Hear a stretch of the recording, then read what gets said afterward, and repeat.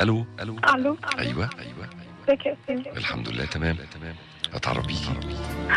مش لازم اسمي، بس ممكن اقول لك قول الحزينه، قول المخدوعه، قول المظلومه، اختار اي اسم من ده كله. الله الله الله الله، كل ده؟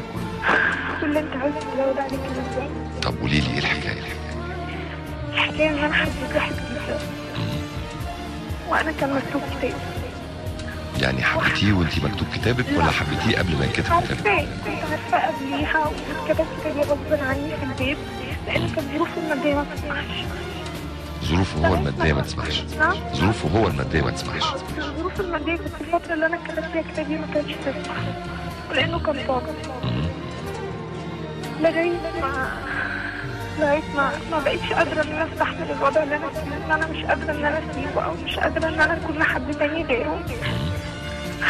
قلت خلاص خدت ربنا فعلا ونهيت موضوعي الاسبوع اللي فات، وعلى اساس ان هو كان عارف، على اساس ان احنا خلاص ان انا خلص موضوعي ان هو يجي يتقدم وانا معلش واحده عشان ايه ابقى فاهم. انت كنتي على علاقه بواحد كان المفروض يجي يتقدم لك وما جاش يتقدم لك علشان ظروفه الماديه صعبه. لا، كان ظروفه الماديه في الاول وانا مكتوب كتابي. اوكي؟ لا معلش مش فاهم. يعني ظروفه ممكن ان هو يقدر يخش بيت. معايا؟ بس انت ما كانش مكتوب كتابك لسه. لا كان مكتوب كتابي. يعني انت عرفتيه وانت مكتوب كتابك؟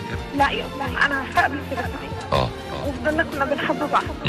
اتكتب كتابي وانا كنت معاه. خطبت واتكتب كتابي. طب لما كنت عارفاه قبل كده ما كانش عنده استعداد يخش يتجوز او ما كانش عنده استعداد. ما كانش عنده استعداد وانا كان البيت عندي لازم، وانا البنت الوحيده اللي فاضله، فكان لازم ان انا رايحه. طيب وبعدين انا ما قدرتش ان انا اعيش من غيره، وقلت هواجه الدنيا كلها وعندي برضه اخسر الدنيا كلها عشان خاطر. وفعلا نهيت الموضوع. كتب كتابك لواحد تاني وقعدتي قد ايه مكتوب كتابك؟ قعدت حوالي سنه، شهر واحد اللي فات او شهر 12. طيب والعريس اللي كان كاتب كتابك ده كان يعرف ان كان ليكي قصه قبل كده؟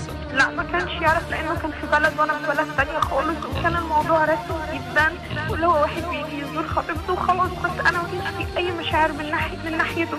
فانا لما حسيت بده ما قدرتش ان انا اخدع اكتر من كده وقلت اروح لحبيبي. انت معايا؟ معاكي. فبعدين انت اللي رجعتي له تاني حبيبك ولا هو اللي رجع لك تاني؟ لا احنا كنا مع بعض، احنا ما خدناش بعض. فاول ما حسيت خلاص ان انا فعلا مش هقدر اعيش من غيره نهيت موضوع كتب كتاب الاسبوع اللي فات. على اساس وان البيت عنده كله كان عارف بموضوعي، ومامته والدته كانت معايا جدا، وحصلت في ظروف ان انا كان هو خطيبي كان لازم اعوز حاجات ماديه عشان يسيبني ومش عارفه ايه، ونزلت له عن كل حقوقي المؤخر والنفقه وكل حاجه، ولو كان عاوز عليهم كمان كنت اديته. وهو حبيبي ده ساعدني كمان واداني حاجات عشان اخلص منه. وفعلا اول ما خلصت يا اسامه بيكلمني بيقول لي لا ما ينفعش، خلينا اخوات وخلينا اصحاب.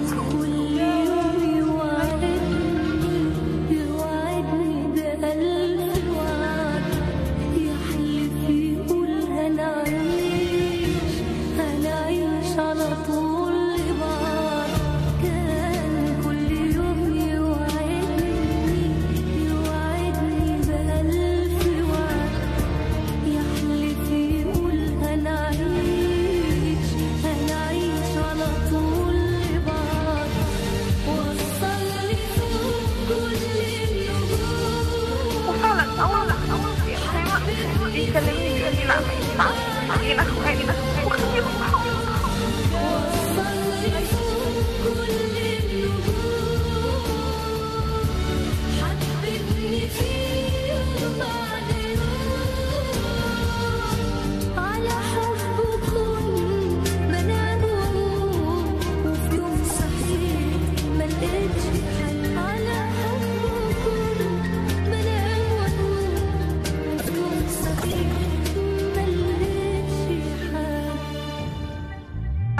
هرد عليك النهارده، هرد عليك هاخد اسمه على فكره في مصر عندكم، واكيد مشغل العربيه كمان.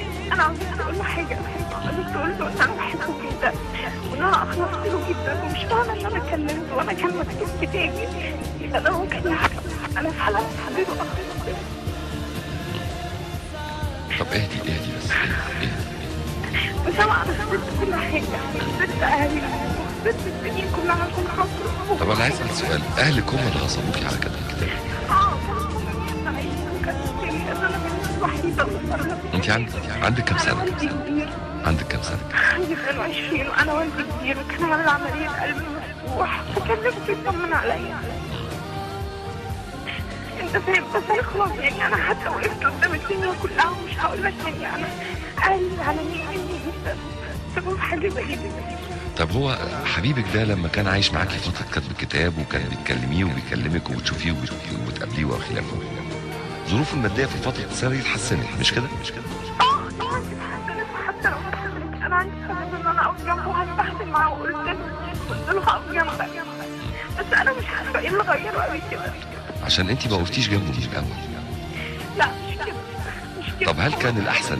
هو اللي قال لي وهو كان حتى معايا مفيش حاجة وانا كنت الفترة دي اتغضب عليا ما كانش بيتي، واول ما حسيت ان انا اقدر اقف على رجلي وان انا اواجه الدنيا كلها انا عملت كده وما قدرتش. وسامة انا لو كنت وحشة بجد او كده ما